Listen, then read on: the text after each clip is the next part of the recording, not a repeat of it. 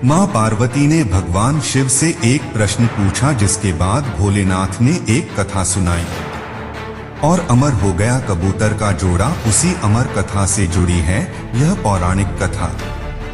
एक नारद मुनि कैलाश पर्वत पर भगवान शिव से मिलने पहुंचे। नारायण नारायण प्रणाम माते। आइए देवर्ष नारद, कैसे आना हुआ? माते, मैं तो भगवान शिव और आपके दर्शन करने आया हूं, पर महादेव कहीं दिखाई नहीं दे रहे। वे तो भ्रमण के लिए गए हैं, कुछ देर में लौटेंगे। देवर्षि नारद मां पार्वती से वार्तालाप करने लगे। तभी उन्होंने मां पार्वती से पूछा, माते, अमर कथा के बारे में जानते हैं? अमर कथा वो कौन सी कथा है? उसके बारे में तो मैं नहीं जानती। नारायण नारायण माते, जब भगवान भोलेनाथ आएंगे तब आप उनसे इस बारे में पूछना। अच्छा माते, मैं चलता हूँ। नारायण नारायण। पार्वती माता सोच में पड़ गई कि ऐसी कौन सी कथा है जो स्वामी ने मुझसे नहीं कही। तभी भोलेनाथ कैलाश पर लौट आते हैं। माता पार्वती उनसे इस बारे में चर्चा करती हैं। प्रभु, आपने मुझे कभी अमर कथा के बारे में क्यों नहीं बताया? मुझे आज और अभी अमर कथा सुननी है। ठीक है देवी, मैं आपको आज अमर कथा सुनाऊंगा, परंतु उसके कुछ नियमों का पालन आपको करना पड़ेगा। अमर कथा के दौरान आपको एक क्षण के लिए भी सोना नहीं है।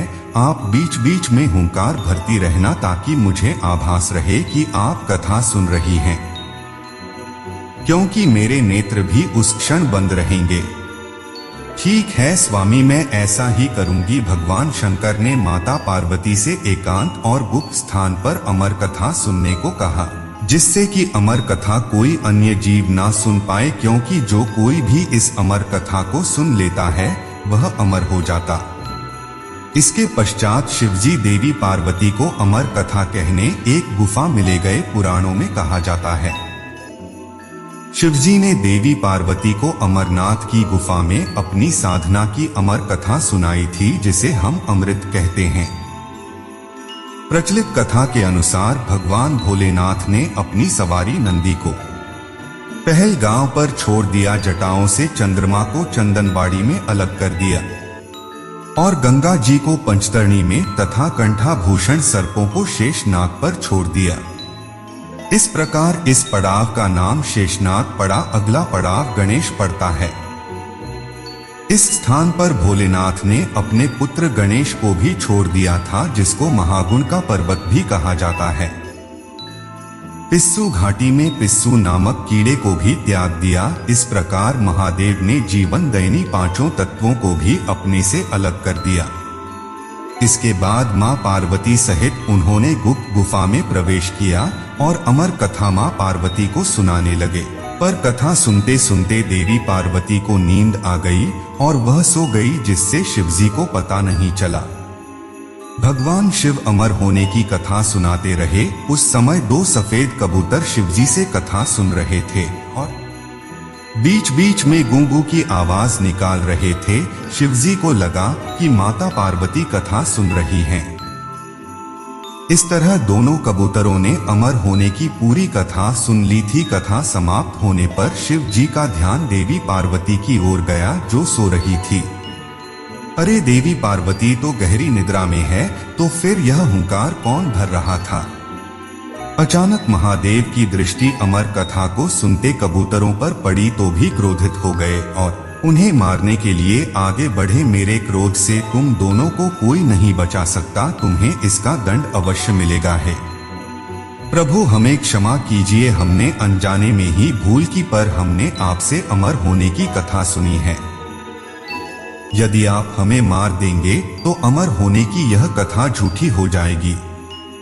इस पर भगवान शिव का क्रोध शांत हो गया। प्रभु, इन दोनों का इसमें कोई दोष नहीं, मैं गहरी निद्रा में सो गई थी। मैंने आपके आदेश का पालन नहीं किया, इसलिए इन दोनों को क्षमा कर दीजिए। भगवान शिव जानते थे कि अनजाने ही सही पर कबूतरों ने अमर कथा को सुन लिया था, इसलिए वे दोनों अमर हो चुके हैं। इस पर महादेव ने कबूतरों को जीवित छोड़ दिया। भगवान शिव के आशीर्वाद से वह कबूतर का जोड़ा अजर अमर हो गया कहते हैं।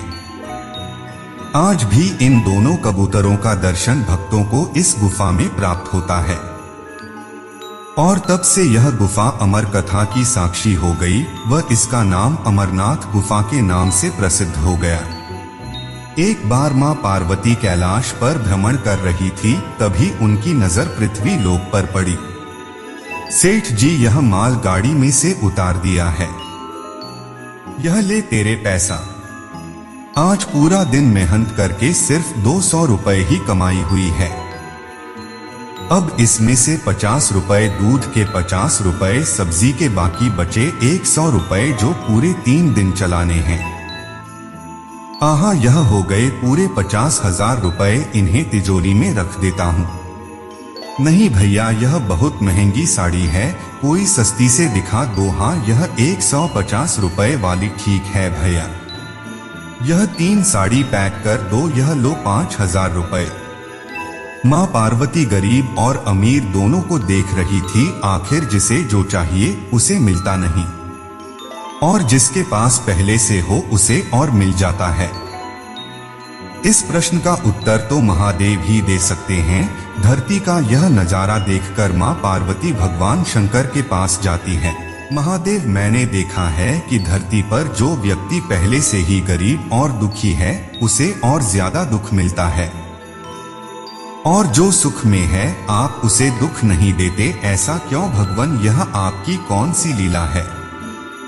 देवी पार्वती, इस बात का उत्तर जानने के लिए आपको हमारे साथ धरती पर चलकर वहां के प्राणियों का हालचाल जानना होगा, वहीं इस प्रश्न का उत्तर आपको प्राप्त होगा। भगवान शिव के कहे अनुसार कुछ समय बाद मां पार्वती उनके साथ मृत्यु लोक में प्राणियों का हालचाल जानने के लिए चल पड़ी। तभी रास्ते में उन्हें गरीब पति पत्नी जाते दिखाई दिए। उर्मिला, कुछ समझ नहीं आ रहा, हमारी गरीबी के दिन कब दूर होंगे।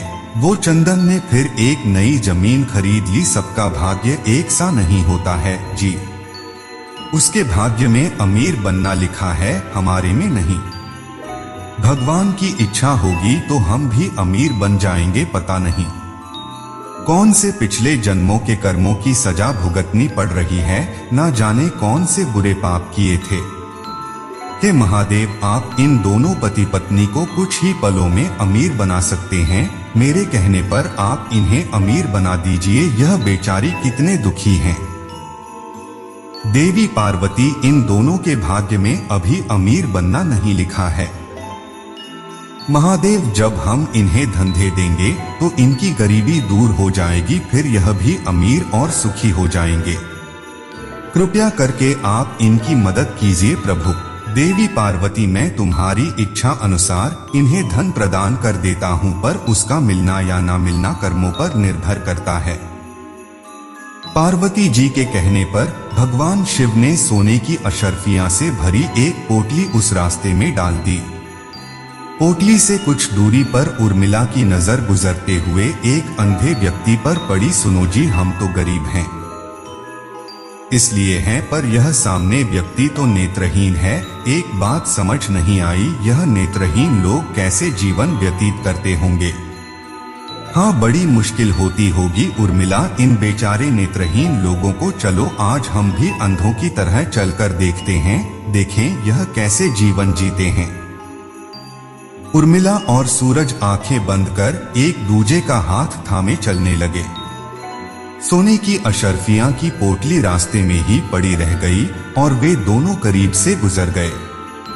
भगवान शिव बोले, देखा देवी पार्वती, इनके भाग्य में अभी गरीबी ही लिखी है। हम कुछ दिन धरती पर ही रहेंगे। यहाँ मनुष्य रूप में रहकर मैं तुम्हारे मन की सभी शंकाओं को दूर करना चाहता हूँ। भगवान शिव और देवी पार्वती ने मनुष्य का रूप धारण किया और पति पत्नी के रूप में एक गांव के पास डेरा जमाया। शाम के समय देवी पार्वती भगवान शिव से बोली, स्वामी, मैं रसोई की तैयारी शुरू करती हूँ। यहाँ पृथ्वी लोक में यदि हम रहने आ ही चुके हैं तो हमें भोजन की भी व्यवस्था करनी होगी। मैं चूल्हा बनाने की तैयारी करती हूँ। आप तब तक भोजन बनाने की सामग्री ले आइए। माँ पार्वती चूल्हा बनाने के लिए बाहर से ईंट लेने गई। चूल्हा बनाने के लिए मुझे ईंटों की जरूरत है। यह एक जर्जर और टूटा मकान दिखाई दे रहा है। इसकी ईंट मेरे काम आ जाएंगी, यही ले लेती हूँ। अब महादेव आते ही होंगे। अरे आप आ गए। यह देखिए मैंने चूल्हा तैयार कर लिया, पर आप खाली हाथ क्यों लौट आए? स्वामी भोजन कैसे बनेगा? देवी पार्वती अब सामग्री की कोई आवश्यकता नहीं है, क्योंकि जिस प्रश्न का उत्तर ढूंढने के लिए आप आई थी वह आपको स्वयं मिल गया। मैं कुछ समझी नहीं स्वामी, मेरे प्रश्न का उत्तर मेरे समक्ष ही है। हाँ देवी पार्वती, आप यही जानना चाहती है ना कि इस पृथ्वी पर क्यों गरीब लोग ज्यादा परेशान होते रहते हैं? अच्छा यह बताइए, आप इस चूल्हे को बनाने के लिए ईंट कहाँ से लेकर आई हो?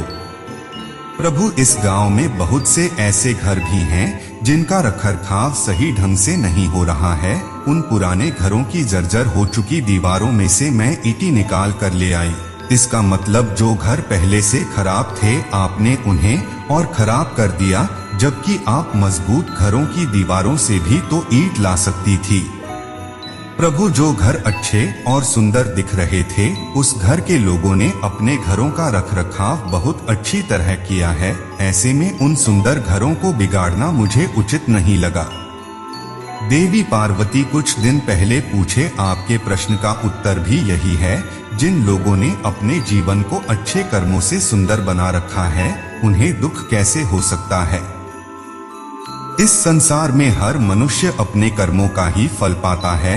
सबके पास सब कुछ नहीं होता। मनुष्य के पिछले जन्मों का कर्म उसे इस जन्म में भुगतना ही पड़ता है, और यदि वो अपने इस जन्म और आने वाले अन्य जन्मों को सुखी बनाना चाहता है तो हमें सदैव ही पुण्य कार्य करते रहना चाहिए, ताकि हमारे कर्म उसमें जो ज्ञात है वो मार्ग में उस दिन एक नेत्रहीन व्यक्ति। हाँ स्वामी, मुझे ज्ञात है। वो देखिए देवी पार्वती, उसके पास धन दौलत ऐशो आराम की कोई कमी नहीं है, परंतु उसकी आंखों का इलाज नामुमकिन है। यह उसके पिछले जन्म के कर्मों से जुड़ा है। उसने पिछले जन्म में जानबूझकर किसी निर्दोष की आंखों की रोशनी छीन ली थी, इसलिए यह इस जन्म में नेत्रहीन हो गया। पर इसके कुछ पुण्य कार्यों की वजह से यह अमीर बना, और वह गरीब पति पत्नी। स्वामी देवी, वह दोनों पिछले जन्म में एक कंजूस अमीर सेठ सेठानी थे, जो कभी भी कोई दान पुण्य नहीं करते थे। इसलिए इस जन्म में उन्हें गरीबी और दुख मिला, पर इन दोनों के अच्छे कर्म इनका आगे का जीवन सुखी बना सकते हैं। इस पृथ्वी पर कोई भी मनुष्य पूरी तरह से सुखी नहीं है देवी, हर मनुष्य के पास कोई ना कोई दुख और समस्या है। मुझे उत्तर मिल गया है स्वामी। इस पृथ्वी पर सुखपूर्वक जीवन यापन करने के लिए मनुष्य को अपने द्वारा अच्छे कर्म करने चाहिए, ताकि उसे उसके पिछले बुरे कर्मों का फल ना भुगतना पड़े। और फिर अपने प्रश्नों का उत्तर पाकर देवी पार्वती भगवान शंकर के साथ अपने रूप में आकर कैलाश वापस लौट